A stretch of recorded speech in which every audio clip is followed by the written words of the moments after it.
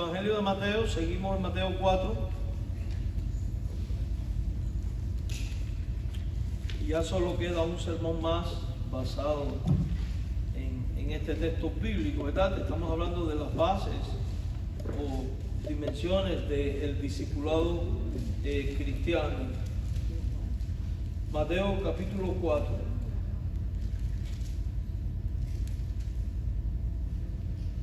Mateo capítulo 4, versículo 18 en adelante. Mateo 4, 18.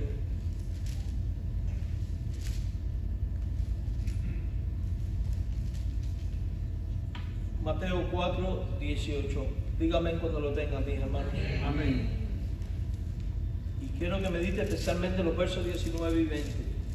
Dice de esta manera: andando Jesús junto al mar de Galilea, vio a dos hermanos, Simón llamado Pedro y Andrés su hermano, que echaban la red en el mar porque eran pescadores.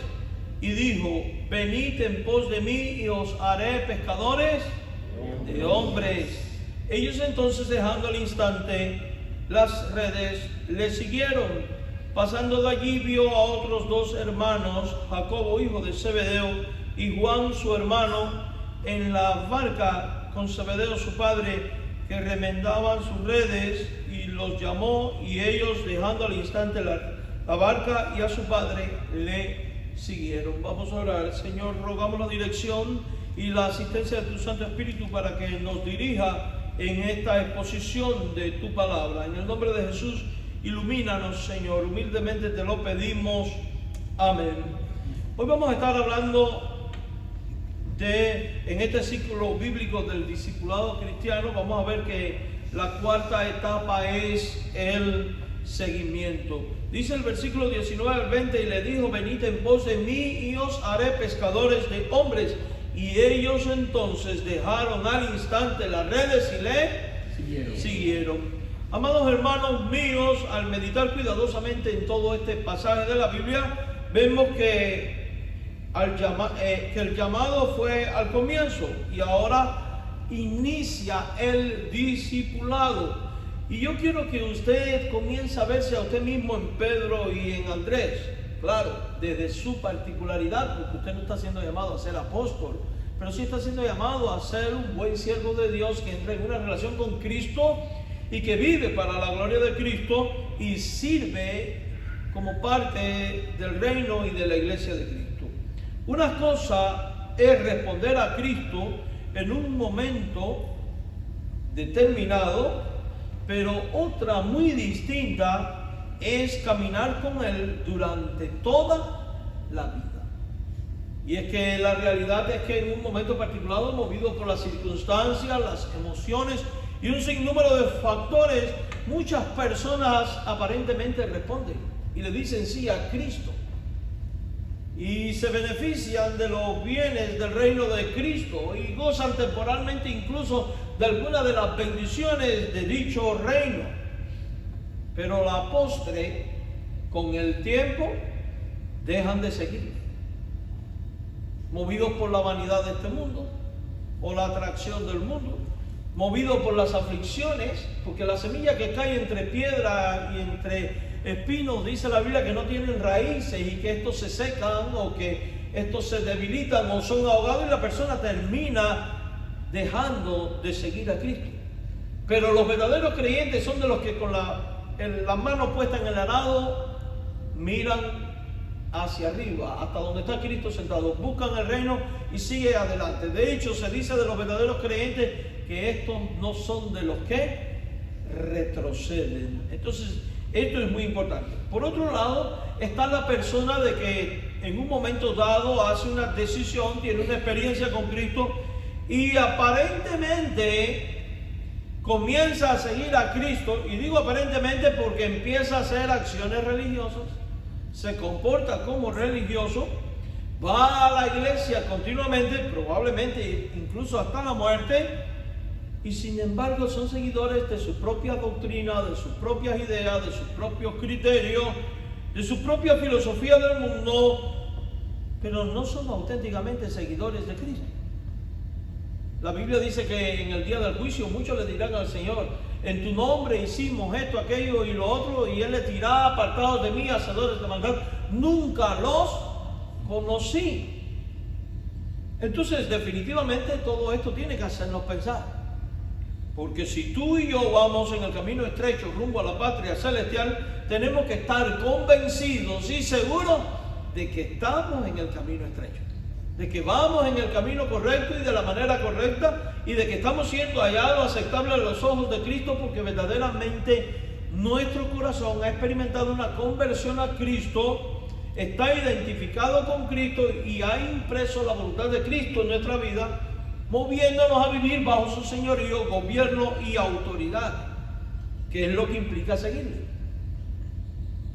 Porque no se trata de seguirle por seguirle, se trata de seguirle en obediencia a sus mandamientos, movidos por su voluntad y actuando en consecuencia de lo que Él es y de lo que Él pide. No olvidemos que el Señor quiere que tengamos la mente de Cristo. No olvidemos jamás que el Señor nos manda despojarnos del viejo hombre y de revestirnos de uno nuevo. No podemos olvidar de que seguir a Cristo implica una renuncia radical al mundo, al diablo, a la carne, a mis deseos, a mi voluntad, a mi criterio, para ir en pos de Él, a la manera de Él, hasta que lleguemos a la estatura de la medida de la plenitud de Jesucristo. Los discípulos, mis amados hermanos, nos van a mostrar el camino del discipulado. Y es que el discipulado no consiste en una decisión aislada, sino en una relación permanente con el Señor Jesús, y por ende con su iglesia y con aquellos que son el cuerpo de Cristo. Si no hay una relación íntima, estrecha, perfecta, de amor y de compromiso y obediencia con el Cristo de la iglesia, probablemente no va a haber una relación de amor firme y obediente del creyente con la iglesia del Cristo. Y esto es determinante, porque si falla nuestra relación íntima de amor con Dios y el deseo y el propósito de nuestra voluntad de someternos a la voluntad de Él y vivir para la gloria de Él, todo lo demás colapsa por sí mismo. La Biblia dice: ya sea que comamos o que bebamos, hagámoslo todo para la gloria del Señor nuestro Dios. De tal manera que todo nuestro caminar, todo nuestro actuar y la manera de seguir a Jesús debe de estar condicionada por la voluntad de Jesús, lo cual exige y demanda que hagamos todas las cosas conforme a sus designios y según el plan, el modelo y el diseño de Él.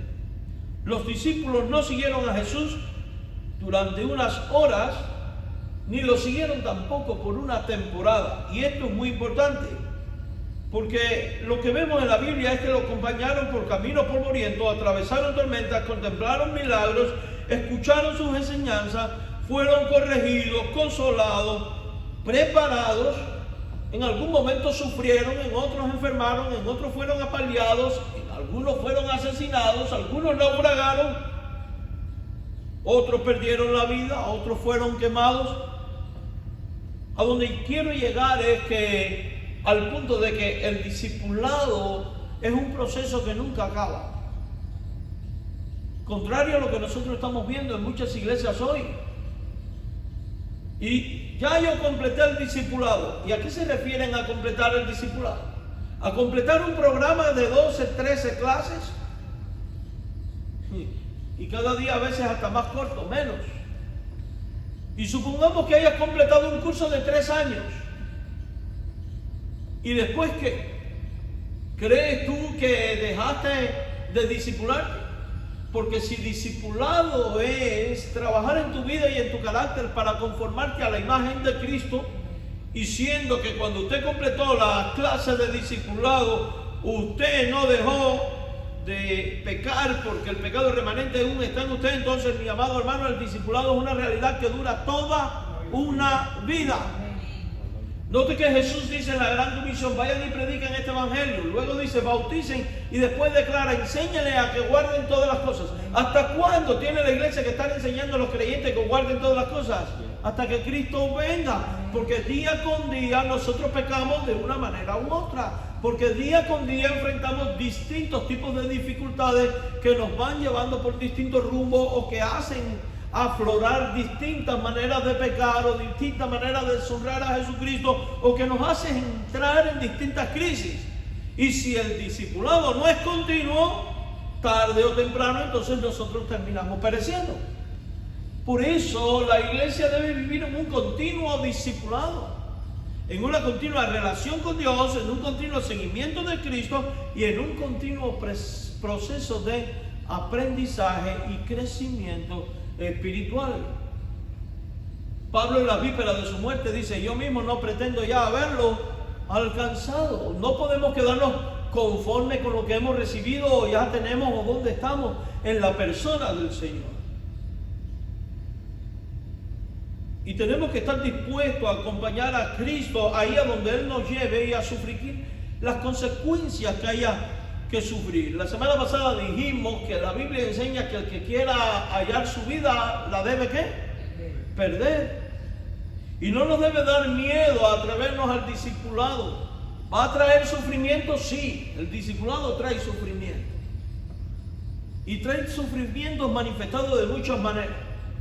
Le trae sufrimiento al maestro que discipula, porque el alumno no siempre entiende y puede que vea al maestro como duro, como difícil, como confrontativo, como juez. Y el maestro termina sufriendo ello, sufriendo la crítica. Pero si el maestro está centrado en Cristo, entiende que esa es parte de la acción natural del hombre en su pecado. Y por tanto continúa. El discípulo mismo aprende, porque si se está tomando en serio a Cristo, al ser confrontado con un pecado y ver que ha deshonrado a su Señor, le va a doler, pero eso es un dolor santo. La gran bendición es que tiene al Consolador, al Espíritu Santo, que ayuda en la debilidad, que aconseja, que da dirección, que sana y que, puesto en la mano del Señor, quien todo lo puede, nos ayuda a superar el pecado y a moldear nuestra vida a la imagen del de Jesucristo. Ahora, ¿vale la pena este sufrimiento en los procesos de discipulado, tanto el discipulador como en el discipulado? Definitivamente sí. Y déjenme decirle algo. Los discipulados en la iglesia tienen que ser todos, porque cada creyente necesita ser discipulado y cada líder necesita ser discipulado. Y los pastores también necesitan ser discipulados. Cada uno de nosotros. Porque ¿quién de nosotros puede decir en mí no hay pecado? Ninguno. ¿Quién de nosotros puede decir yo nunca me desanimo? Ninguno. ¿Quién de nosotros puede decir soy tan sabio que yo sé siempre qué decisión tomar, qué rumbo darle a la vida? Ninguno. Todos, de alguna manera u otra, tenemos necesidad de todo. Por eso la Biblia habla del fuerte ayudando al débil, de los más fuertes ayudando a llevar la carga del más débil. Habla de hablar entre nosotros con salmos, con himnos, con cánticos espirituales. Habla de exhortación, de corrección, de amonestación, de aliento. Amados hermanos, seguir a Cristo implica todo esto. El seguimiento fue una escuela donde el maestro moldeó el carácter de sus discípulos. Y a medida que caminamos con Cristo y seguimos a Cristo y estamos involucrados continuamente en el discipulado, vamos a poder ver cómo tu carácter y mi carácter también son moldeados. Cuando usted ve el Pedro de Hechos 1, 2, 3, los primeros capítulos, y luego lee Primera de Pedro, que fue una epístola escrita por él años después, se da cuenta que no es el mismo. Que fue que siendo ¿qué? Moldeado. Y esto es lo que Dios quiere contigo y conmigo, que seamos moldeados. Algo maravilloso que está ocurriendo en nuestra iglesia aquí, y doy gracias a Dios por ello y alabo el nombre de Jesucristo, es que la clase de discipulado que tenemos a las 10 de la mañana está casi el 100% de la iglesia.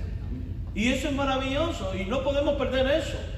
Y cuando tengamos los grupos de crecimiento activos entre semanas para cumplir con los 3 propósitos que tenemos diseñados, que es crecer en la relación con Dios, crecer numéricamente para evangelizar a los perdidos y crecer en el servicio a los hermanos y a la comunidad, no podemos ausentarnos, sino ser parte de él, porque es el medio que Dios nos ha dado para ser y hacer discípulos. Ser y hacer, porque no se trata de que se haga en ti, sino que tú también seas. No se trata de que alguien trabaje en ti, sino que tú también aprendas a trabajar con otros. Porque Jesús nos ha dicho, esto que viste y aprendiste de mí, dilo también a otros. Y es en ese acompañamiento mutuo donde lloramos juntos, reímos juntos, sufrimos juntos, buscamos soluciones juntos, tratamos los asuntos juntos, donde uno empieza a moldear su vida espiritual y su carácter, junto con los hermanos santos.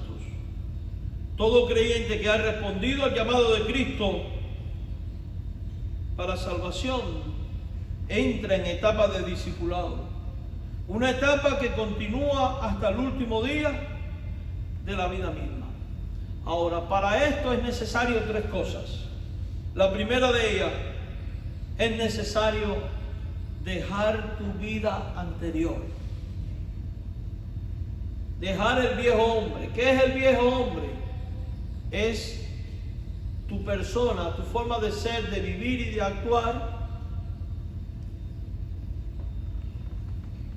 de cuando tú no eras cristiano. Es dejar de vivir como antes vivías. Es dejar de actuar como antes actuabas. Es hacer tuyo los principios del reino de Dios y las enseñanzas de Cristo y esforzarte por implementarlos en tu vida, de tal manera que vengas a ser una lámpara encendida y un evangelio vivo que testifique no solo de palabras, sino también con acciones concretas.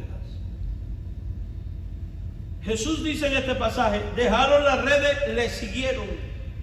Dejaron las redes. ¿Qué eran las redes? Parte de su viejo hombre, parte de lo que se dedicaban, aquello a lo que más estaban consagrados, aquello a lo cual se habían entregado. Dios nos invita a darle un rumbo a la vida cuando quiere que seamos sus seguidores. Las redes quedaron sobre la arena. Aquello simboliza mucho más que abandonar una herramienta de trabajo. Representa una ruptura con la vida anterior. Dios quiere que haya una ruptura en tu vida anterior. Porque dígame, si robar, matar, adulterar, mentir, murmurar, chismear, calumniar, pasiones desordenadas, concupiscencia, en fin, toda la lista de pecados, te estaban separando de la gloria de Dios, llevándote por un camino cómodo, amplio, espacioso hacia el infierno y a una eternidad sin Cristo. No valía la pena. Entonces, ¿qué sentido tiene que tú trates de vivir de esa manera y querer recuperar eso y andar y seguir en eso?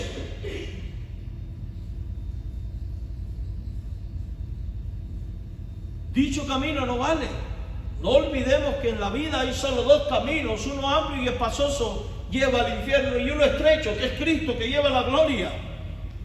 Y si tú has decidido andar por Cristo, Cristo espera ver en ti una ruptura con la vida vieja. De tal manera que ya no te comportes como tú te comportabas, andes como tú andabas, hables como tú hablabas y vivas como tú vivías. Ahora, ¿va a ocurrir esa transformación de una manera radical de hoy para mañana? No, eso no ocurre con nadie. Pero tiene que ir ocurriendo progresivamente. Y mire, esto es como subir una gran escalera. Si usted está en el piso y trata de llegar al 10º escalón, a menos que usted sea un superatleta, ¿qué le va a pasar? Va a fracasar, va a caer. Así es la vida cristiana, paso a paso. Abandonar, es darle la espalda, eso es arrepentimiento, es darle la espalda a la vida vieja. Es empezar a implementar los principios de Cristo en la vida de uno. Jesús dice, bendecid y no maldigas. ¿Era alguien maldiciente? Ay, se me fue y maldije a este que se me atravesó en el freeway. Señor, ayúdame a liberarme de ser alguien maldiciente. Y luchar con Dios hasta que eso se me quite. ¿Eres alguien que me respondías mal y yo te respondo mal? No. Si tú respondes como te responden, tú eres igual a esa persona. Vence el mal con el bien, dijo Jesús. Porque cuando nosotros respondemos conforme al Evangelio, ascuas de fuego amontonamos sobre las cabezas. Y tú no sabes si tu actitud puede provocar un cambio o arrepentimiento en la vida del otro. Porque mire, déjeme decirle, responder con los principios del Evangelio, tarde o temprano termina humillando al otro. Ahora, no responda para que buscar la humillación del otro. Usted nunca debe buscar la humillación de nadie. Usted debe buscar la edificación y la glorificación del nombre de Cristo. ¿Por qué el mundo piensa que en las iglesias hay muchos hipócritas?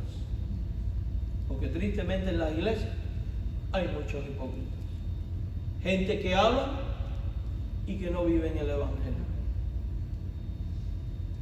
Ahora, no estamos aquí para juzgar al que hace tal cosa. Estamos aquí para reflexionar y meditar en ello y proponernos en nuestro corazón no ser nosotros esa persona. Porque aquellos les darán cuenta a Dios por sus actos. Tiene que haber una ruptura con la vida anterior. Ahora entienda usted también que esta ruptura tú no puedes solo. Tú necesitas ¿de quién? Uno, del Espíritu Santo de Dios, que es el que te ayuda a entender, a asimilar por qué romper, el que te convence de juicio, injusticia y pecado. ¿De quién más necesitas? De tu hermano discipulador, de ese hermano santo y piadoso que te va a decir, mira, el Señor quiere esto, espera esto, y te va a dar el buen consejo y te va a guiar. Y quizás tú digas, ¿cómo yo sé cuándo es un buen consejo y un buen discipulado? Cuando se dice lo que la Biblia manda, cuando se exhorta a la santidad, cuando se exhorta a un cambio de actitud y cuando Jesucristo es honrado.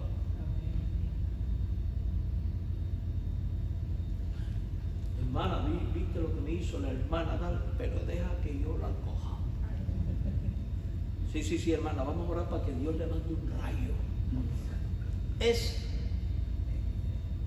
No está bien en la fe. Si esta persona fuera santa, ¿cómo actuaría? Hermano, espérese un momento. Mire, primero que todo, déjeme decirle, yo no sé lo que pasó entre usted y ella, pero yo lo único que sé es que no es bueno que los cristianos estén en conflicto. Yo creo que usted tiene que hablar con ella y con el pastor para darle solución a otro. Por favor, si usted no viene para buscar soluciones, conmigo no cuente. ¿Por qué? Porque terminan arrastrando. Conmigo no cuentes. Segundo, esa actitud no honra a Jesucristo, porque Cristo dice que debes buscar reconciliación. Cuando dependas de Dios, estás en paz con Dios y con todos los hombres, vaya adelante. ¿Sabe qué es lo que va a ocurrir? Si esta persona de verdad es cristiana, usted la habrá ayudado, habrá aprendido e implementará eso en su vida. Si no es cristiana, se va a molestar con usted, va a decir que usted es una farisea hipócrita, una legalista, una no sé qué, y a usted le va a tocar sufrir eso, pero lo que yo sí le garantizo es que esa persona a usted no la va a volver a buscar más.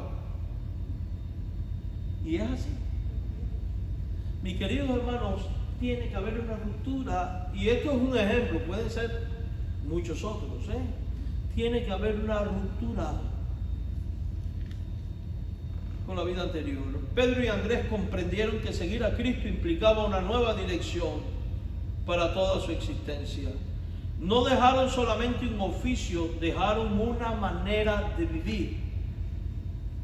Entonces hay que dejar la pasada manera de vivir. El Evangelio siempre produce un antes y un después. Siempre. Cuando usted lee la epístola de los Hechos y que se demanda de la esperanza de Pablo, él siempre dice, yo era perseguidor. Y cuando yo estaba en la carne, yo era esto. Ahora en Cristo, siempre hay un antes y un después. Y si tu después es exactamente igual al antes, en usted no ha habido cambio ninguno. Y eso es lamentable. Porque eso lo que indica que está lleno de religión, pero no ha habido conversión. Tiene que haber un antes y un después. No significa que desaparezca nuestra personalidad, no. Significa que toda tu personalidad ahora está regida por la palabra de Dios, bajo el control de Dios, de su palabra, de su espíritu. No significa que olvidemos nuestra historia. No. Significa que Cristo comienza a gobernar todo aquello que antes gobernábamos nosotros. Antes yo gobernaba mi forma de pensar, ahora Cristo gobierna mi forma de pensar. Antes yo gobernaba las decisiones de mi corazón, ahora mi corazón no se va a mandar, Cristo va a gobernar mi corazón. Antes yo hacía mi voluntad, ahora Cristo va a gobernar mi voluntad. Antes yo dirigía mi matrimonio y mi familia a mi manera o según la cultura o los tiempos. Ahora Cristo es el que va a dirigir mi hogar. Porque yo creo que hay mucha gente que tiene que someter todavía los hogares a Cristo. El feminismo no es la filosofía para gobernar el hogar. La mujer emancipada, usurpando roles, cuando la Biblia dice que el hombre es cabeza. Pero tampoco es el machismo, el hombre maltratando y creyéndose señor y violentando a la mujer, porque la Biblia también dice trata como brazo frágil, porque la mujer es ayuda idónea.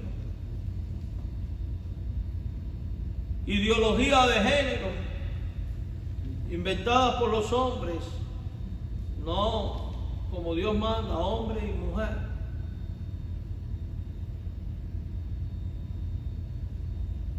Un hogar donde los hijos crezcan en el temor a Dios, en disciplina a Dios.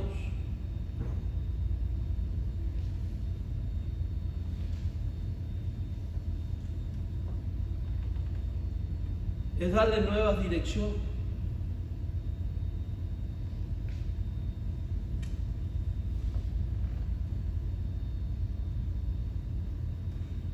Es darle nuevo gobierno. Antes gobernaba mi negocio de esta manera, ahora es de esta manera. En fin, en todas las áreas. El apóstol Pablo expresa esta realidad cuando escribe en Gálatas 2:20. Con Cristo estoy juntamente crucificado. En otras palabras, allí donde Él fue unido a la cruz, ahí estoy unido yo también. ¿Por qué murió Cristo? ¿No murió por pecados? Ahí estoy muriendo yo por pecados. Dándole muerte al pecado y dejando que la sangre de Cristo me siga limpiando en el pecado y produciendo en mí los frutos que necesitan ser producidos. Entendidos de que ya no vivo yo. Porque si yo moría en Cristo, también vivo en Cristo. Por tanto, debo de vivir la vida de Cristo a la manera de Cristo. Es Cristo viviendo en mí. En un compromiso serio y tal que cuando la gente me mire, traten de ver a Cristo en mí. Y eso es un postulado muy bueno. Ante cada situación, circunstancia, decisión que tomar, preguntarse, esto que estoy haciendo, esto que me están viendo, ¿están mirando a Cristo en mí? Eso se vuelve una poderosa motivación discipular, mis hermanos. El viejo hombre deja de ocupar el trono del corazón.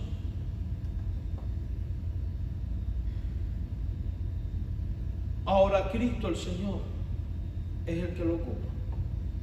De eso se trata, de que Cristo gobierne. Efesios 4:22 dice: en cuanto a la pasada manera de vivir, despojaos del viejo hombre. ¿Qué es despojar? Despojar es arrancar violentamente algo. Si yo digo, por ejemplo, despojen a Freddy de la ropa e irle arriba a Freddy con violencia. Y no es ven a ver, hermanito mío, déjame ver los botoncitos. No, no, despojarlo es ¿qué cosa?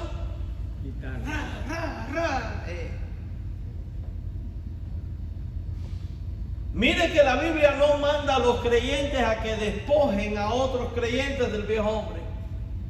Que eso es lo que queremos hacer y muchas veces nos metemos a hacer. Cuando juzgamos y criticamos los defectos de los otros, ¿verdad? Y cuando hay iglesias que establecen normas que tal pareciera que son ellos los responsables de despojar al hombre del viejo hombre. No, no, no, no. La Biblia dice despojaos. ¿Quién? Vosotros, tú. Es tu responsabilidad delante de Dios como individuo de violentamente arrancar de ti, con la ayuda de Dios, en el nombre del Señor, todo aquel revestimiento de pecado que a Dios no le agrada, que a Dios no le gusta y que no honra el nombre de Jesucristo porque es inmundo. ¿Qué hacían los sacerdotes en el Antiguo Testamento cuando iban a ministrar a Dios? Se despojaban de la ropa, se lavaban y se revestían ¿de qué? De la ropa santa, ¿verdad? Es eso lo que el Señor está diciendo. En el caminar por la vida, siguiendo a Jesús, en una relación de discípulo de Jesús, ve despojándote, despójate, arranca de tu alma, de tu vida, de tu corazón, todo aquello que no honra a Jesucristo y que ya no tiene nada que ver contigo. Porque tú eres nueva criatura. Despójate de ese viejo hombre. No está diciendo despójate de los viejos, no. Despójate del pecado, de ese viejo hombre. ¿Y por qué despojarse del viejo hombre? Lee el versículo, Efesios 4:22. Porque ese viejo hombre, la Biblia dice que está viciado conforme a los deseos propios de la carne y que la Biblia describe como engañosos. O sea que no te guían a la verdad, que no producen verdad, que te llevan al error, que envicia tu vida, que te atrapa, que te esclaviza, que no te hace bien. Pongo un ejemplo. A veces la gente es rencorista y tiene el vicio del rencor y no batalla espiritualmente ni ora para quitar eso de su corazón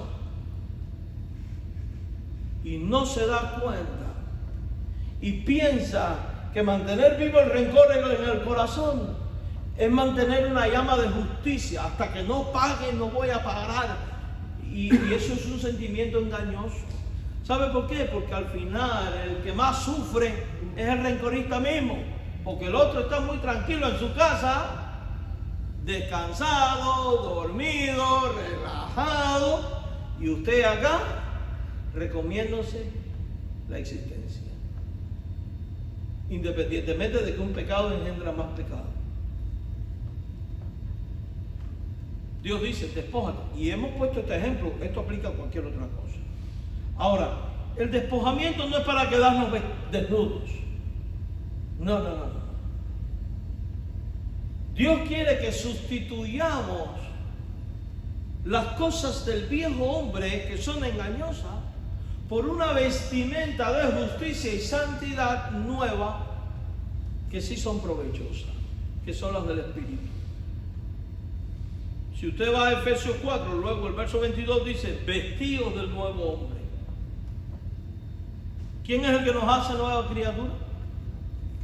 Vestido de Cristo.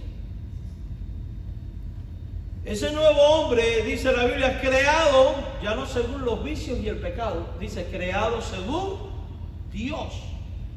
¿Y creado en qué? En la justicia y la santidad de la verdad. Entonces eso sí no es engañoso. Es justo, es santo y es puro. ¿Vale la pena revestirse de esto, sí o no? Ahora, ¿qué vas a tener que hacer para revestirte de este nuevo hombre y despojarte del viejo?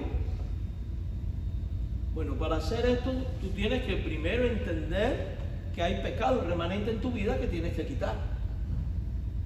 Segundo, tienes que empezar a batallar con Dios para eliminarlo. Y tercero, entender que solo no se puede. Necesitas la ayuda de Dios. Primero, sobre todas las cosas. Segundo, necesitas de tu pastor y de tus hermanos en la fe maduros y discipuladores.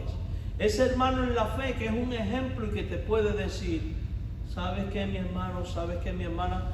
Entiendo que hayas actuado de esa manera, pero mira, las cosas no son así. Considera esto, el Señor pide, el Señor quiere, y que te va a guiar a lo que es correcto, que te va a alimentar y encaminar a lo que agrada a Dios. Pero cuando tú no eres parte de un grupo de discipulados, cuando tú no tienes un mentor espiritual al cual tú le permitas dar orientación a tu vida, tú vas a andar como barco sin timón. Porque la tendencia natural de la carne es autojustificar lo mal hecho. Ahora, cerciórese de tener a la persona correcta, y esta persona no es cualquier persona, ¿ok? La persona correcta. Al resto cierre los oídos, pero a su discipulador. ¿Qué va a pasar cuando empecemos los grupos de discipulados? Ahí va a surgir debates. Va a exponer: usted, tengo esta lucha espiritual. Y los hermanos espirituales van a poder decir: mira, considera esto, a mí me pasó, yo lo logré así, etcétera, etcétera. Por eso esto es importante también, hermano. Y forma parte del proceso de la vida. Cuando Jesús le dijo a Pedro y a Andrés: dejen las redes, vengan en pos de mí, estuvieron 3 años con él. ¿Haciendo qué cosa? Hubo momentos en que Cristo fue hasta duro con ellos. ¿Hasta cuándo Él está con ustedes? Como dicen, ustedes no acaban de aprender. Porque a veces tenemos que, no todo es la palabra bonita, a veces tenemos que oír la palabra fuerte. Y aún así, después de esto, el Espíritu Santo fue tratando con ellos. Y los otros apóstoles. ¿Qué pasó cuando Pedro cayó en la hipocresía de no comer con los gentiles? ¿Qué dice la Biblia que hizo Pablo? Lo resistió. Pablo lo llamó y le dijo: lo que estás haciendo es hipocresía, esto no está bien. Aún los apóstoles, tuvieron otros apóstoles que le ayudaron en este discipulado. Hermanos, solos no se puede. Usted aparta el carbón de la hornilla y el carbón se apaga. Usted lo acerca y el carbón se prende. Ahora, cerciórese de tener al lado de una buena hornilla con un buen fuego. Porque hay malas hornillas y malos fuegos, Uno tiene que ser sabio en eso. El seguimiento implica un proceso continuo de abandonar aquello que no agrada. No solamente dejamos ciertos pecados, aprendemos a dejar el orgullo, la autosuficiencia, el resentimiento, la incredulidad, los deseos desordenados, las prioridades equivocadas, todo aquello que impide caminar libremente detrás de Cristo. Hay que dejarlo.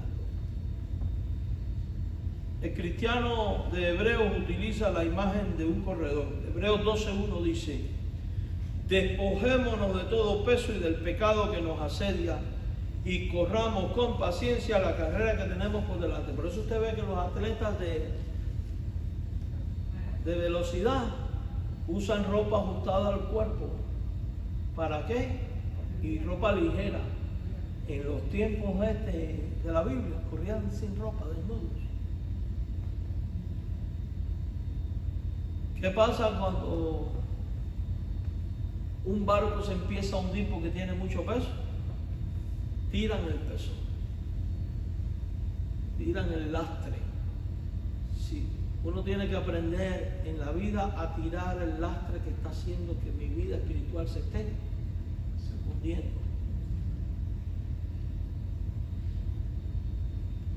Quien corre con demasiado peso nunca llega lejos, pero quien se va despojando llega. Muchos ya no viven los pecados visibles del pasado. Y puede que ya usted no adultere, puede que ya usted no robe, que ya no mate o lo que haya hecho. Pero a veces cargamos con viejas maneras de pensar. No lo hacemos en la práctica, pero siguen aquí o aquí.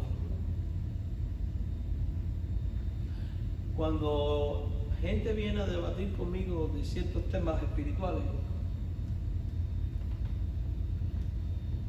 Yo tengo una forma muy peculiar de tratar estos asuntos.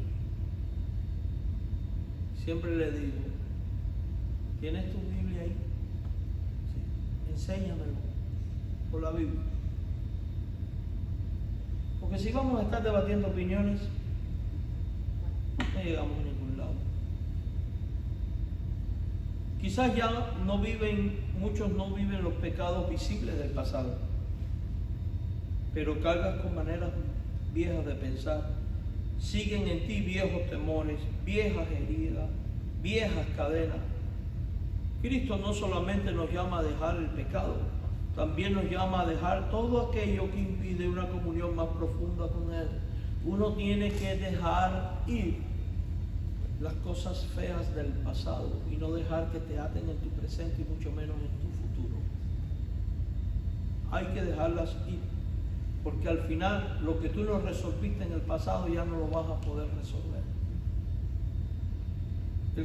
El seguimiento siempre implica dejar algo para poder abrazar algo infinitamente mejor.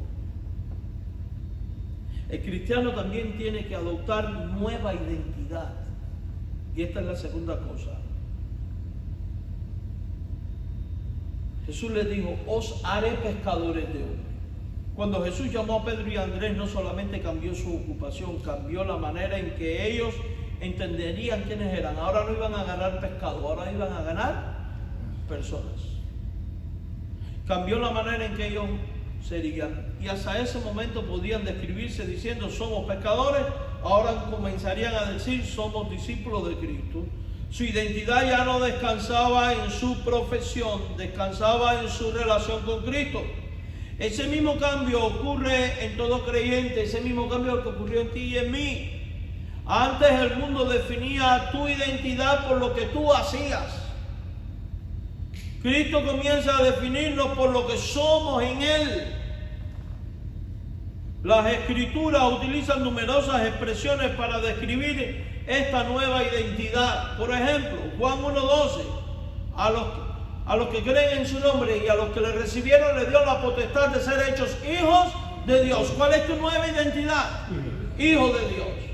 Usted es un hijo de Dios, diga lo que diga, quien lo diga, y piense lo que piense quien le dé la gana de pensar. Porque el mundo, el diablo y mucha gente va a venir a ti acusándote y haciéndote dudar de que eres hijo de Dios. Si tú has creído en Cristo como Señor y como Salvador, vive bajo su gobierno, te has propuesto honrarlo independientemente de lo que digan los hombres, usted es un hijo de Dios. Segundo, de Corintios 5:17 dice, de modo que si alguno está en Cristo, nueva criatura es. Usted tiene una nueva identidad, es hijo de Dios y además es un hombre nuevo. Tercera cosa, dice Filipenses 3:20, nuestra ciudadanía está en los cielos. Usted ahora es un ciudadano del reino de Dios. La gente se pone gozosa cuando se hace ciudadano americano, ciudadano español, ciudadano aquí, ciudadano de allá. Hermanos, los que somos de Cristo tenemos la mejor ciudadanía, que es la del reino. Amén. Jesús dijo, mi mundo no es de este mundo, mi reino no es de este mundo. Mire qué identidad tan hermosa, hijo de Dios, nueva criatura, ciudadanos del reino. 1 Pedro 2:5, vosotros también como piedras vivas, edificados como sacerdocio espiritual y santo. ¿Somos qué cosa? Sacerdotes. 1 Pedro 2:9, vosotros sois linaje escogido, real sacerdocio, nación santa, pueblo adquirido por Dios. ¿Qué somos? El pueblo adquirido por Dios. Somos pueblo de Dios.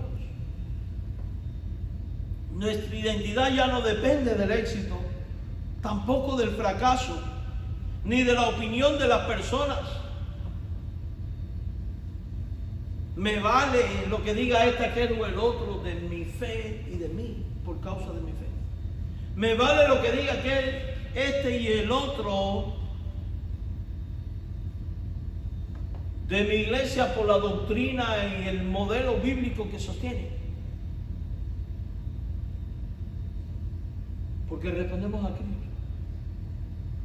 No, que los bautistas son muy aburridos porque esa música que cantan, estilo de Drácula. O no tienen el Espíritu Santo, no se gozan. ¿Quién le dijo a usted que el gozo es una expresión externa corporal?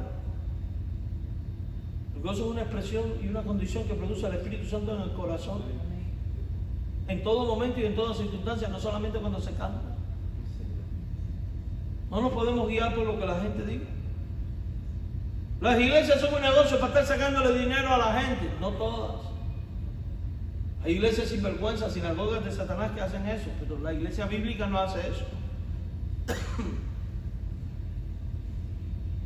Nuestra identidad no depende. Somos una iglesia fracasada, porque ahí son 3 o 4 gatos. ¿Y quién te dijo que el éxito depende de la multitud o de la eficiencia de individuos? En estos días, yo no sé por qué, me está saliendo mucho en Facebook. Tengo la solución para que tu iglesia crezca de manera inmediata. Tengo un curso para que tu iglesia aquí, allá. Y yo cada vez que veo eso, yo digo, Dios mío. ¿Quién le ha dicho al hombre que el éxito de la obra de Cristo depende de él? Mire, aquí no hay ningún pastor ni creyente, por muy bueno que sea, que tenga la varita mágica para hacer crecer nada. Porque hasta donde yo sé, la Biblia dice que el que añade cada día los que han de ser salvos es el Señor. Hasta donde yo sé, lo que la Biblia dice es que Apolo sembró, Pablo regó, el crecimiento lo ha dado Dios. Tenemos que cambiar la forma de pensar y de medir los éxitos y fracasos. No depende tampoco de la posición social. Nuestra identidad descansa en Cristo. Por eso Pablo podía afirmar, porque habéis muerto, vuestra vida está escondida con Cristo en Dios. Uno adquiere una nueva manera de vivir. Toda identidad produce una nueva forma de vida. Y esa nueva forma de vida nos invita a pescar hombres. Porque Él no nos llama para que vivamos aislados. Juan 20:21. Como me envió el Padre, así también yo los envío. Él nos hace discípulos permanentes porque quiere que seamos discípulos y hacedores de discípulos. Hagamos esto y estaremos cimentando una de las etapas del discipulado. Dios les bendiga. Le invito entonces a que preparemos nuestro corazón para celebrar y recordar lo que Cristo nuestro Señor hizo por nosotros.